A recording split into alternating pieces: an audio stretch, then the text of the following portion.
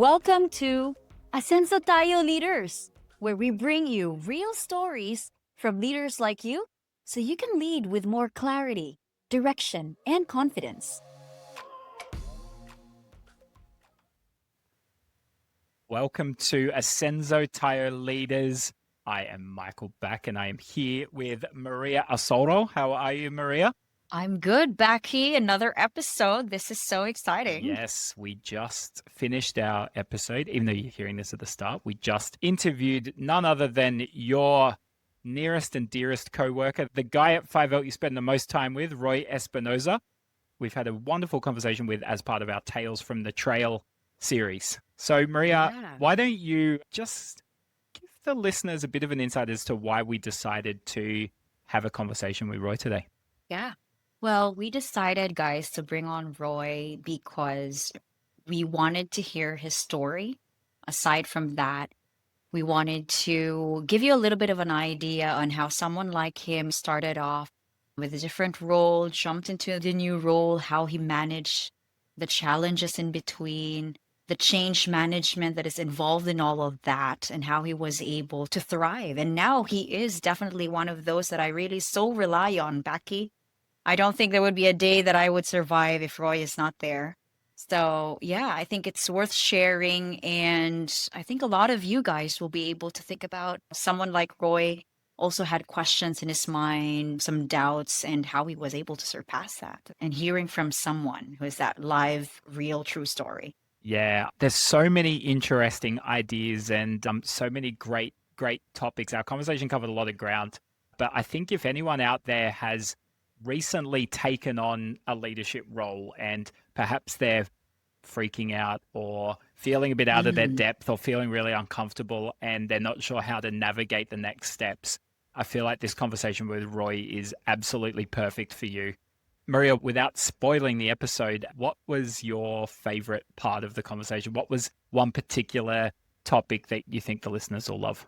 I just love the fact that in every word that he says really comes from humility, and it was all genuine. Like it was all the transparent Roy on what he went through when he started. I think he was really just speaking out of his heart. I think everything that he said was really that legit experience that he had.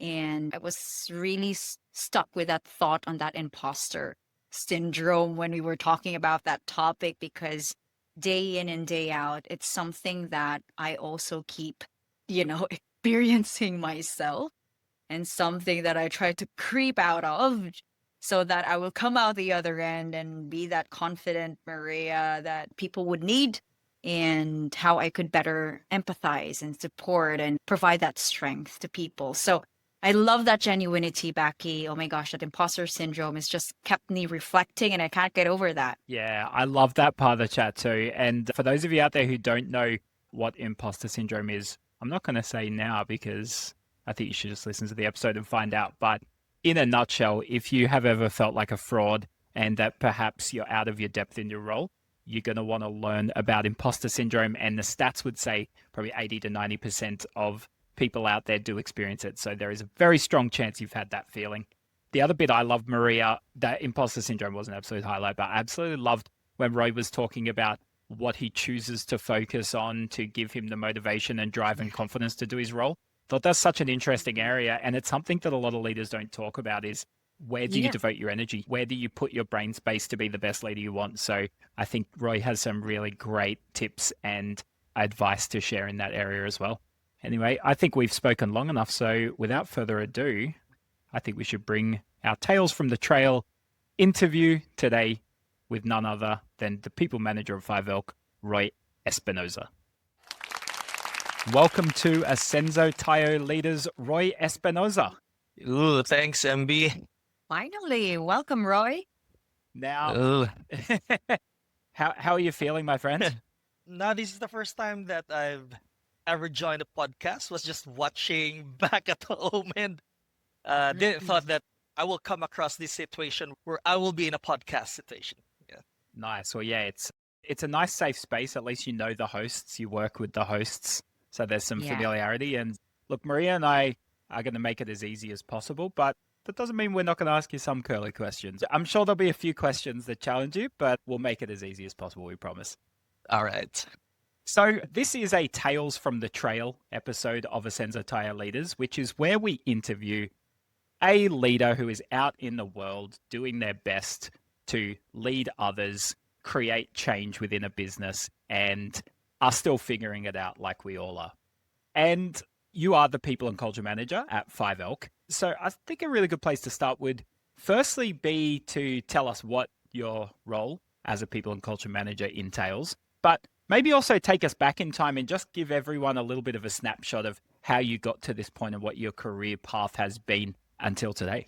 So just to go back in history, I started my career as a BPO call center agent and then moved to another company and decided to become a team leader. But back then, I didn't really know what a team leader is. I just thought that a team leader is really cool. So why not try to become a team leader? So I didn't really have an actual reason why I wanted to be a team leader. I just find it cool. When I got a position, that's when I actually kind of say, all right, this is the team leader. And there's a lot of challenges that kind of experienced, never really had a formal training. So I'm not sure whether what I was doing back then is the right thing to do. But going back to the question, so I started as a BPO call center agent, then became a team leader from another company. And then when I joined 5elk, I started as a CSA, learned the financial planning industry in Australia and what it's like and what's the difference between financial planning here in the Philippines and in Australia. And then move up to a trainer role where I got opportunity to share what I've learned from my experience to people starting their career in 5elk. And then after that, this is the moment when I was actually decided that I wanted to become a real leader. Where, if I can remember, MB, I spoke to you about this back in the days when we had a training where I said, MB, I wanted to manage 200 to 250 individuals. And the reason why I wanted to manage because I don't want to be a leader that can influence one person. I wanted to change culture. And that's why I'm here. And luckily, I have a very supportive CEO. I have a very supportive general manager, and I have very supportive like people around me that said yes to my request. And here I am. As a people manager at 5elk, my main role is to manage performance coaches. And there's also admin side that I got to manage, like the HMO side, also working with IT. And pretty much that's it. So I was going to ask you, Roy, some people fall into leadership. Some people kind of have this inner calling where there's this itch that they need to scratch. From what you've said, it sounds to me like you had a bit of both. Initially, in your previous company, you kind of fell into a team leader role for all the reasons we all fall into leadership roles in our early career because we want more money or we've been in the business long enough or, there's no one else who's going to step up and take the role. But I do know that at 5elk, there was more of a calling. So I'd be interested as to just share a little bit more about what was that conversation you were having in your head and how you were feeling at the time, because you're a very accomplished trainer. You were kicking goals, you were moving up, things were going great, but you made the decision to jump into a different team. So I'd love to understand more about that moment in time and what it was that made you take the leap into the unknown. When I started my journey as a leader, I wasn't really sure if I wanted to be a leader or not, right? I just want to move up. And you're right. I just wanted to get more salary, just move up because there's no other option. And I was too tenured in the business. But when I joined 5elk, this was the moment when I really said to myself that I wanted to be a leader MB. And there was a moment in time, though I was in a training team at the start, but there was a moment in time where I saw that there are some challenges in the business wherein I felt the need that I need to step up and fix those challenges. One of which is clear communication across different departments. And what I saw at the time is that because there was no clear communication, we're causing too much stress to people, wherein the environment is no longer mentally safe to work with a lot of people, right? And that was the moment where I want to build a safe working environment through clear communication. And again, I'm not saying this because 5elk is bad. I'm saying this because, like, any business will have this same problem as they grow their business. And I can say that most successful business are the ones who adapt to different situations. And in my side of the world, this is where I kind of thought that we're having this patch in the business wherein we have a challenge with cross communication, and I want to fix it. That's so cool. So, Roy, so tell us, what was that first step, like specific thing that you did for you to be able to jump to that new role? Did you start off with getting to know the people from that different department, or did you go through the list of tasks? Like, what specifically did you try to do? As far as I can remember, I think what I did was just jump into the role really and see where I can take things to another level. Firstly, I was working with my manager to understand what's the challenge in the ground aside from the challenge that I already knew. So I worked with my managers and asked them, was there anything specific that you want me to address in this team? Was there anything specific that you want me to build in this team? But aside from the challenges that's being provided by my managers in the side, I know that I wanted to address certain challenges. So I have that idea. See, I think it's probably fair to say that some people, when they take that leap into a leadership role, are given a pretty functional team. Everything's kind of humming, and your job is to just make sure that it stays as good as it is and possibly make it better. I do know when you took over this role, there were some issues in the team and there were some things that you needed to resolve. I'd love you to paint a picture for the people listening. What was the team like when you got there? What was the situation that you were faced with? Before I'm going to answer the question, I gotta say that every business out there goes through a difficult patch. It's not always a perfect time, or it's not always perfect all the time. So there will always be a difficult patch. And like what you said, at that point in time when I joined the people and culture team, it was a difficult time in the business wherein we had to address a couple of challenges and resistance and cross department communication and also trust. Because I think at that time, businesses go through like pretty much like growth spurt when it Yes. comes to children, right? So it's a different way you manage when you have a group of 30 people, a next level challenge if you go through managing 100 people. And at that moment in time, that was when there was a huge jump within the business from probably, I'd say, 100 to like 200 in a Mm. short amount of time. So there were those kind of things going on. That was great that you were able to, it was a big shift. It was that time that there's that massive growth spurt. And can you tell us like certain uncomfortable moments when you're kind of like speaking with the team, when probably when you were like conducting meetings, for example, like what were Yeah. those uncomfortable moments? I know there are some new leaders out here who would say, "Oh my gosh, I can so relate to this." I Yeah. thought that I was all alone having that challenge, but here we go. There's Roy who had that same challenge as mine. So tell us Yeah. about it. I'm smiling when you're asking that question because because I think every leader out there will face that same problem where you're going into a meeting and not knowing why you are doing a meeting. I think there was a moment in time where I was running a meeting, but I don't know all the processes. So I was in my stage wherein I was still learning the process. I already understand leadership at that time, but there are technicalities in the process. And I don't know what are the existing process that we have at that time. And then think about yourself jumping into a meeting and knowing that the people you're talking with knows the process more than you do. Mm. I think that's normal. Like when you join a new company, you can't expect for you to know all the process straight away. And I think it was just that moment where I had the role, I had to do the meeting, I had to understand the problems that people are facing, even though I don't know the answer. So I just had to fake it till I make it at that point in time, up until I understood all the bits and pieces of the process with the help of my managers, with the help of my general manager and CEO, of course.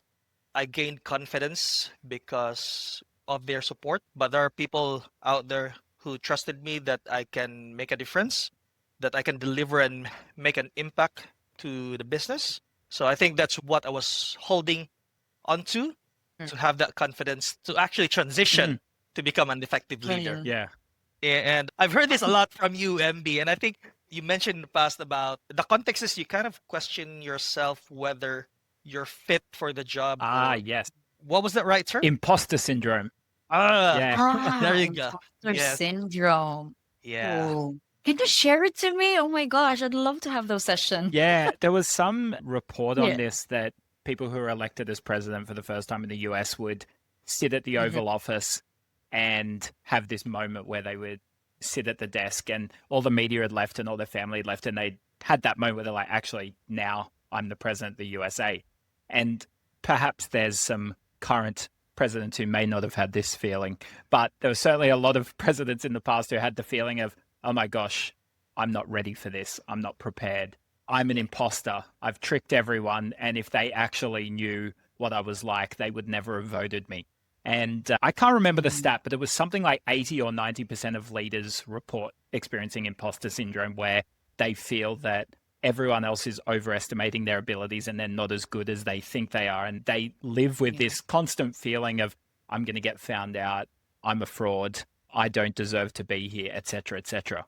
It can be a lot worse when people in your team are telling you that, or you're hearing that they're having conversations behind your back saying those things and validating the Yeah. biggest fear you have. But yeah, at the end of the day, a lot of leaders very commonly experience this feeling of there's other people who are better placed for this role and I shouldn't be here. Is that something that you were facing, Roy, in the early days of your role? And maybe even still? Yes. Yeah. I think it's normal, especially if you're a person who tends to be really self-aware of the areas that where you want to improve. At some point in time, you'll face imposter syndrome, or at some stage of your career or your life, you'll face that. But my tip, and I'm not an expert, like just personal experience and how I navigate myself when I have this moment where I experience imposter syndrome is that I go back to the positive impact that I've made throughout my career. I'll go back to the people who trusted me to be in this position, and I'll go back to the reason why I'm here. I will always go back to that foundation because as you grow and as days goes by, it's not perfect. You won't have all the answers to all challenges and to all problems. You will question yourself whether you did the right thing or not the right thing, but just leverage on the things that you did right, really is what I Mhm. can say. I love that because at the end of the day, if someone was to say, does he have heaps of skills that he's perfect for this role, or does he have some skills to work on? I'd say, yeah, both. That's not just you, Roy. That's absolutely everyone, right? Is that we are all this mix of we're really, really, really good at some things, we're pretty good at some things, we're kind of good at Mhm. some things, we're kind of not good at some things, and we're terrible at other things. And we're all a combination of all of those things. If you spend Yeah. your days focusing on the things that you're not good at and terrible at, well, guess what? That becomes your reality and that becomes your inner voice. And it's not about ignoring the things you're not good at, but equally, it's not about overly fixating them. And in your case, it sounds like you've got some really healthy habits around where you put your focus and focus on these are the things I am good at and these are the things I have achieved. But also, here's why I'm in the role. Like I'm here to do a job and to live up to an expectation I'm setting for myself, which is a much more proactive way of looking at leadership rather than just all the areas you're deficient Yeah. in, right? I Yeah. totally agree with that. I so love that too, because it's kind of like what pops up in my mind is like the thing would we always tell people, like, we are all a work in progress. And really, that sticks to the bone and that really means a lot. Definitely, we are all a work in progress. Like, it doesn't mean you have this certain title, doesn't mean that you have this certain level of responsibility or the number of tasks, doesn't mean you know everything. There would always be something that you would get from other people, leverage on other people's knowledge, and something that's unknown. And then all of a sudden you find yourself, oh my gosh, I was able to cross that other end of the tunnel really great. Like I succeeded in that, even though I didn't think I would.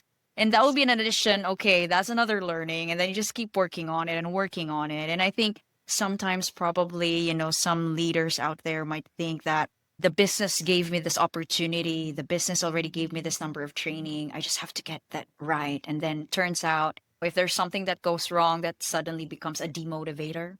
So really love that. That is a great reminder to everybody, Roy, that, go back to the roots. reflect on why you were there and why you were pushing to be somebody to that next phase, and why you wanted to serve and help the people. That's where, if the motivation fails, if everything else fails, it's you go back to the roots. Yeah. Yeah. So that's a good Yeah. reminder. And I want to circle back on what you said there, MB, about if you focus on negative and that becomes your reality. And I want to relate this back in our training. And I'm saying this because I really enjoyed the training with you at that time. And I can remember you mentioned about reticular activating system.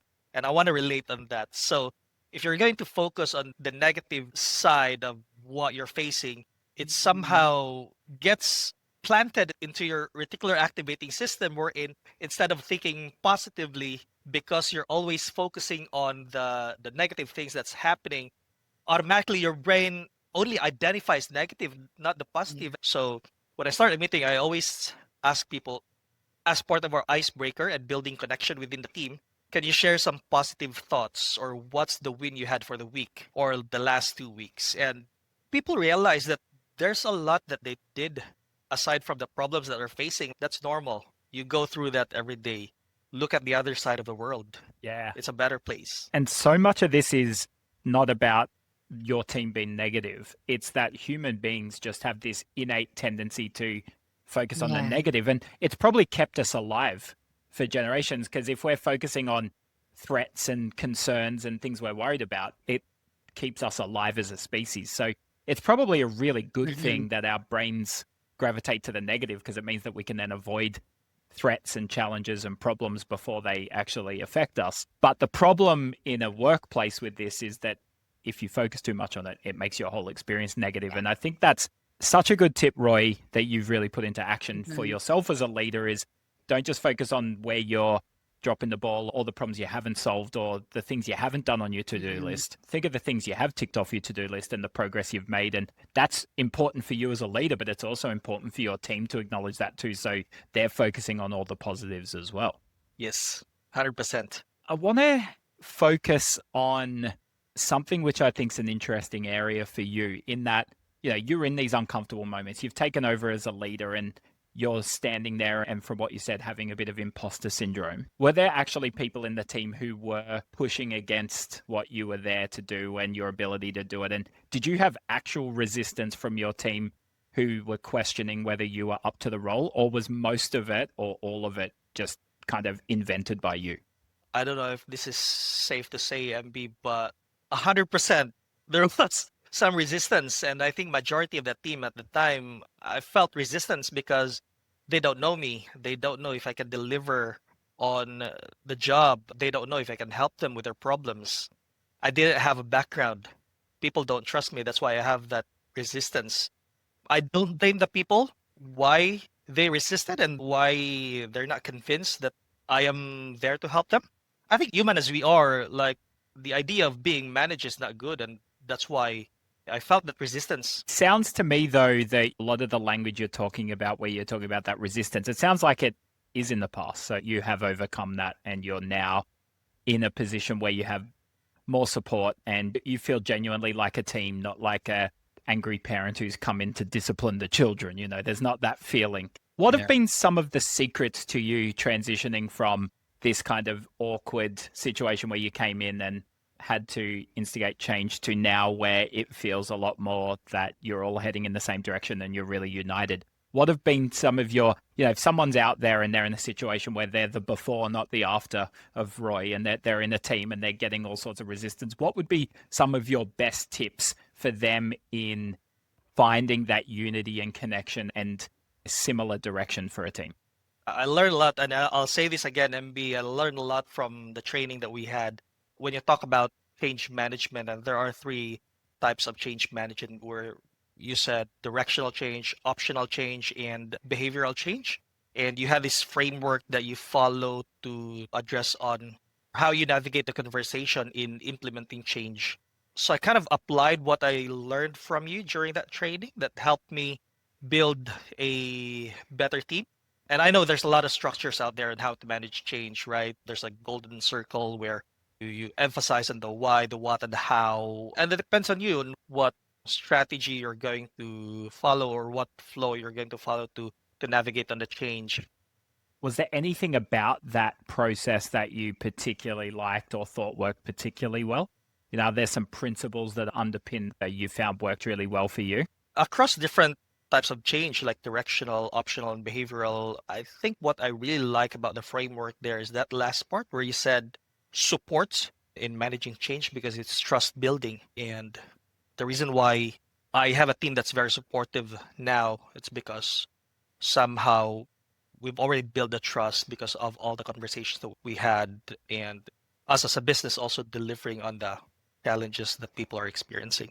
Well, thank you so much for sharing that, Roy. It's really good to, think about what you said around the tips about how you were able to get through that whole change. And, something that really struck me is when you kept mentioning about the trust with peers and also trusting your leaders as well, even though you are a leader yourself. And yeah. I just want to ask, like, though I know the podcast today is about me, I want to ask as well, like, when you started as a leader, both of you guys, was there any certain challenges that you had back in the days where maybe I can leverage from your experience? Yeah. Okay. So challenges, right? When you're starting. Okay. So if I would really go back, honestly, Roy, when I transitioned, so when I started with 5L, I was a CSA as well. I became Danielle's EA, and then suddenly, all of a sudden, this huge role. So same as you, there was a lot of challenges as well when people were not exactly at the same, we're not singing the same hymn book kind of thing. But I think if I go deeper, I think the main challenge that I really had, and I think sometimes I still slip through that challenge, is on, you know, awareness kind of thing. And I'd go back to what you mentioned about the imposter syndrome, kind of like it struck me as well, because even until now, I end up having to really spend some time to go back to knowing myself, going back to the roots of, like, okay, what was the Maria version 1.0 and where do I want to bring the Maria version 2.0 kind of thing? The challenge there is I try to think that I'm not capable of some of the things or try to overanalyze, or, anxieties come in and things like that. Even until now, I'm given a new task and sometimes it feels uncomfortable, or I feel like I don't have the answer, feel like I'm incapable. I feel like that person is trusting me too much and I have nothing to offer kind of thing. And I'm still at that point that it's still a constant challenge. But then again, how I get past that really is now I really put in a lot of effort in reflecting, like going back, okay, what happened in that situation? What was my mindset during that situation? And how did I get over that? And how will I make it better? So, yeah, I think that's it. I don't know if I even made sense, Becky, but I throw it over to you because you always got the good You answers. definitely made sense. And you kind of stole my answer. Like, I think Uh, imposter syndrome is something that I've always struggled with, but definitely more so at the start of my leadership journey. I remember back in 2014, I did a personality test and there was two measures that hit me between the eyes. One was trust in self and one was trust in others.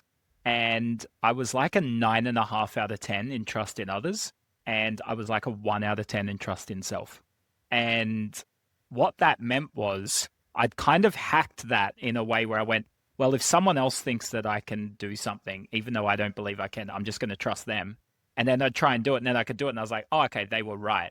But the problem was I wasn't catching up internally. And I just felt like for a very long time, I never really thought I could do something, but I just assumed that if someone else thought I could, I could. And it kind of worked for me until it just stopped working for me. And I realized that there must have been a better way to think about what I can bring to the table.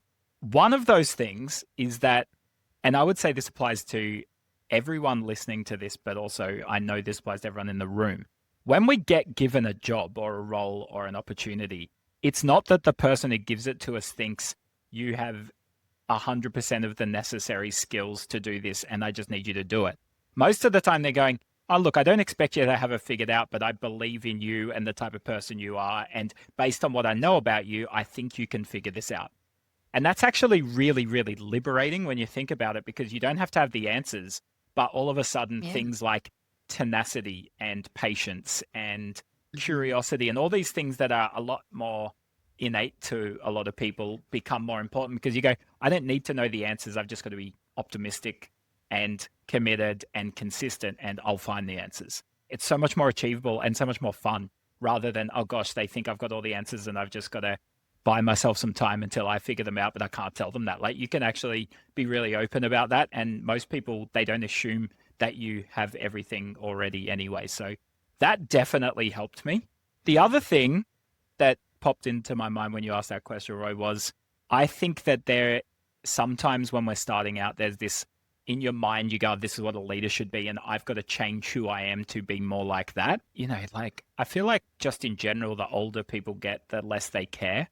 And it's actually really liberating where you care less about what people think. But I wouldn't say I care less about what people think, but I think the older I've got, the more experience I've got, the more I realize that there is no perfect leader. Leaders come in all shapes and sizes. And ultimately, the easiest and most fun way to be a leader is just to be myself as often as possible. And if I look at some other leader who's nothing like me, I will never be able to be like them because we're different people. But the best shot I've got at being the best leader I can be is to obviously learn from other leaders and pick up skills and grow my skills. But ultimately, it's just to be as much of myself as possible and just be really comfortable in that. So I think people are at the start of their leadership journey thinking they need to be like someone else. I would say eventually you will realize it's actually just been about being yourself. And the earlier you can realize that in your career, the easier everything's going to be. 100%. That's really comforting to hear that from you, MB, because, yeah, like what I said, like what Maria said, there's always this imposter syndrome, and we want to deliver as much as we can, and we wanted to be the best. And sometimes we kind of question ourselves whether we are the best, we are fit for it. But it's comforting to know that you're experiencing the same thing. Yes, we're experiencing the same thing, and I'm going through the same thing. And I think that's valuable Every day, for mate. That's everyday challenge. Come on. Yeah. There you go.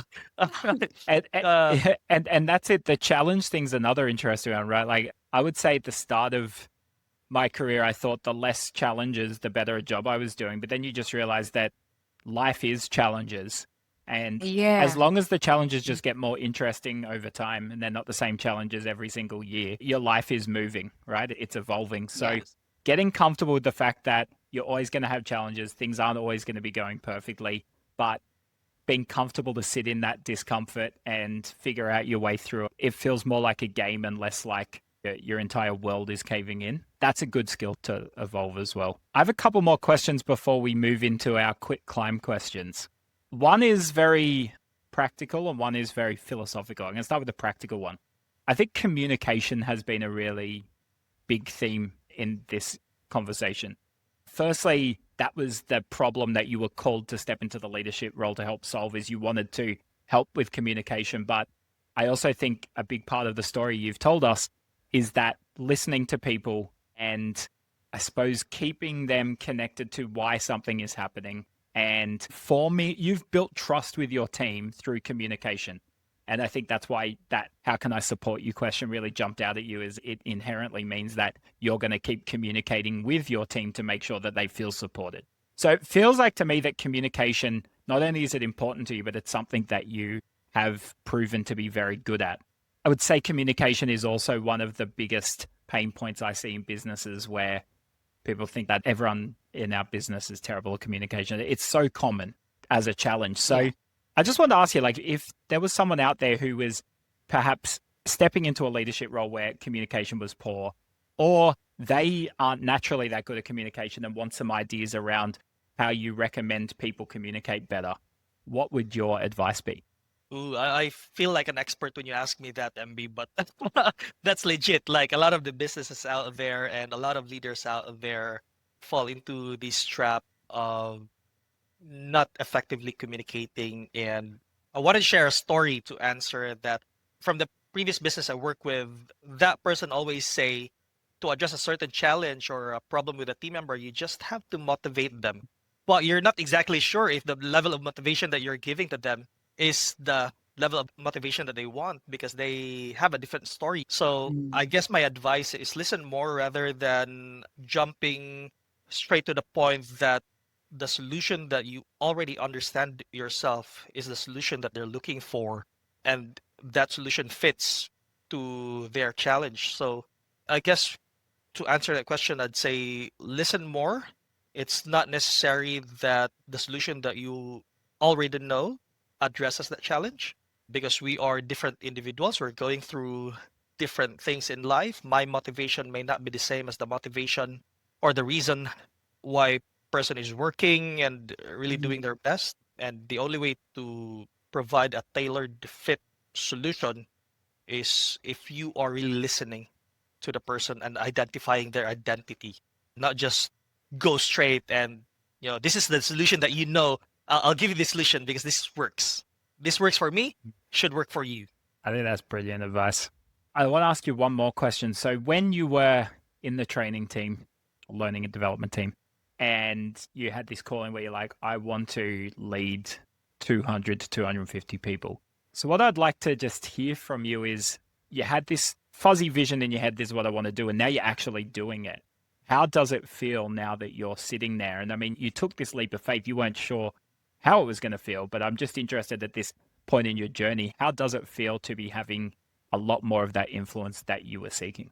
I'm proud to say that the positive impact that I made, and just not me, with the help of Maria as well, is it's to a certain level now that I only envisioned when I started my career or when I started as a manager at 5L. If I'm going to reflect to who we are in the past and to now, I feel proud of what we have achieved so far. And but I gotta say we're not there yet. I think there's a lot more to work on, but I think we've made a lot of changes since starting in our roles and we've made a lot of positive impact already. So going back to imposter syndrome, that's kind of where I hold myself onto if I start to question myself whether I am fit for the role or not fit for the role. Just go back on the impact you've made, where we are in the past and where we are now. I love it. That's, yeah, it's such a nice way to end the conversation. Now, we're not going to let you go yet, Roy, because we have our quick climb questions. Maria, why don't you tell our listeners all about what these quick climb questions are all about? And that is a hard sentence to say, by the way. Mhm. Well, quick climb questions is pretty much questions that we want to ask every single person who come in as a guest in this podcast and the Asenso Tayo leaders. And I think these are questions that we want to keep asking because it's a different experience for every leader, right? So for you, Roy, first question, are you ready? Ooh, Yeah. go for it. Because I'm sure, it's really good for someone to hear, like, oh, he had that situation back then. I also did. And kind of like, oh, that's good. This is how you made it. So, first question, here we go. What's a big mistake you've made as a leader? And what did you learn from it?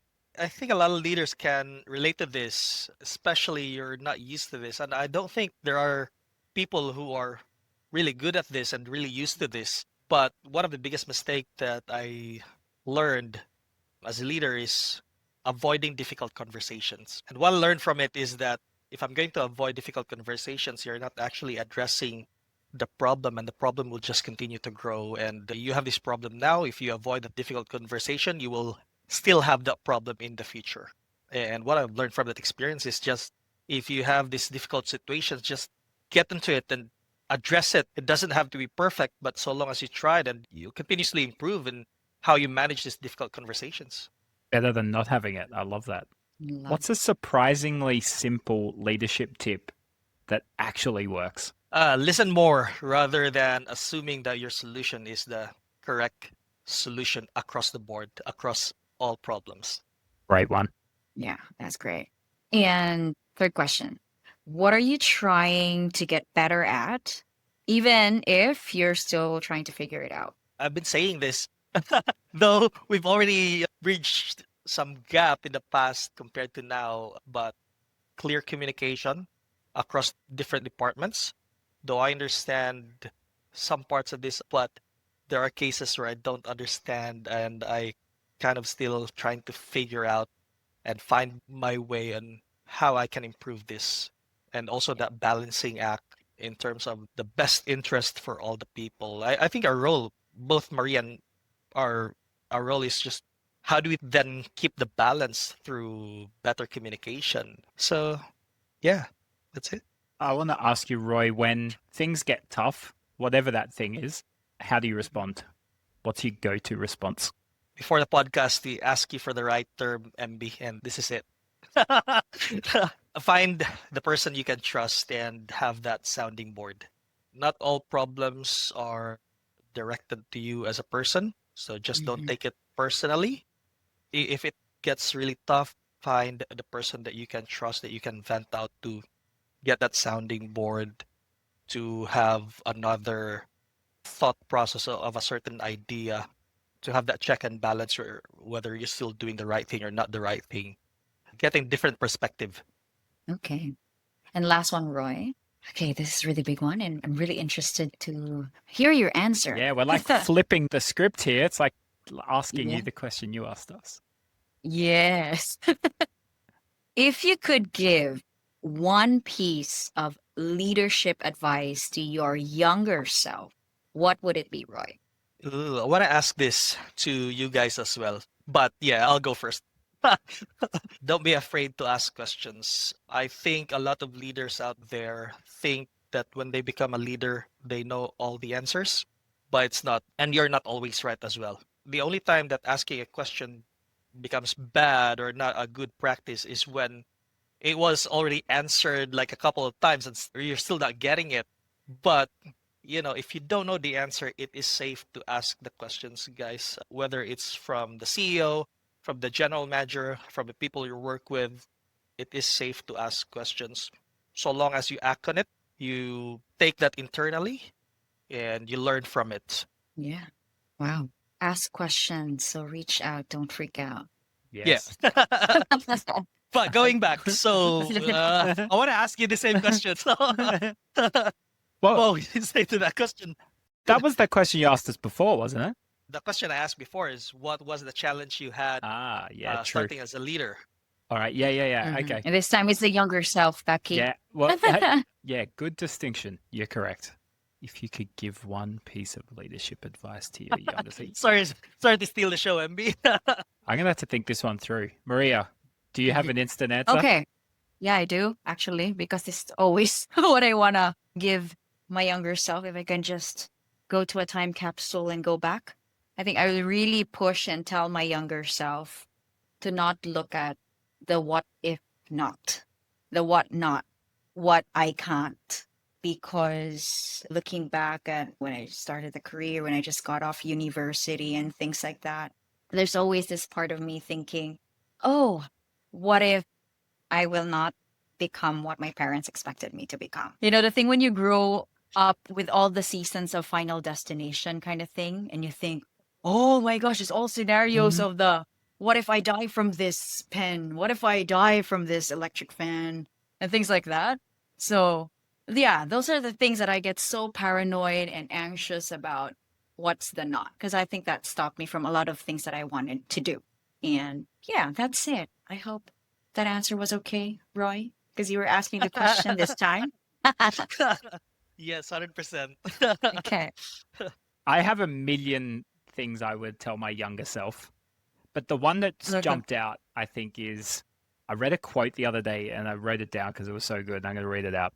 I think Mhm. and I think and I think. I've thought myself out of happiness 1 million times, but never once into it. And I think what this says to me is that often when we're in a challenging situation, we try and think our way to the solution, but usually you just need to act in some way to solve it or to fix it. And so if I think about like difficult conversations, I would sit on that and for weeks and weeks and weeks, I'd be like, I've got to have this conversation. How am I going to do it? Blah, blah, blah, blah. And it would make the experience so much worse. And 99 times out of 100, as soon as I had to have that difficult conversation, it was so much easier than I thought it was going to be. And it was one of those situations where you go, the pain I've put myself through for the last 8 weeks was so much worse than that Uh, 20-minute conversation I had, which actually was a nice conversation rather than that horrible, difficult conversation I thought it would be. So the analogy I've come up with for this is it's like the line waiting for the roller coaster is often a lot worse than the experience of being on the roller coaster. So the leadership advice I would give to my younger self is when there is something uncomfortable or difficult that you need to do, skip the queue. Don't line up in the queue for the roller coaster. Get in there and just do it as quickly as possible. It will make your life so much easier and you'll avoid a lot of pain. Yeah. Roy, absolutely love that chat. Could have chatted to you for hours. You said a few things, particularly towards the end, where I'm like, that could be another episode. That could be another episode. So I think we're going to have to get you back on. And luckily, you work with Maria. So she knows your diary. She knows when you're free. So you probably have no choice but to come back on when we ask you, right? Oh, no. No, I'm just kidding, MB. I'm happy to be here. Thank you for the time to allow me to share my side of the world. Really appreciate it. I wouldn't be here without your guidance and support as well back in the days, and we'll always appreciate that. You're so welcome. It's so lovely to see someone who takes ideas and I suppose coaching and doesn't just go, oh, that's cool, and then they go back to normal, but they actually embody it and live it and make changes and reap the benefits. So the pleasure is all ours, Roy. It's so amazing to see how you put all of the answers, how you actually put those answers into practice. It's one of your absolute superpowers. But, mate, love the chat. Thank you so much for being on Asenso Tayo Leaders. Thank you. And you're officially a podcast guest. You got it out of the way. So now you can move on to your second one. I'm gonna be wearing a name tag. I've just done a podcast first time. Awesome. We should have that back. Let's make not a bad idea. I love that idea. Yeah. We're gonna have to work on that one. But yeah, thanks so much, Roy. Really appreciate your time. All right. See you guys. Thank you. Thank you.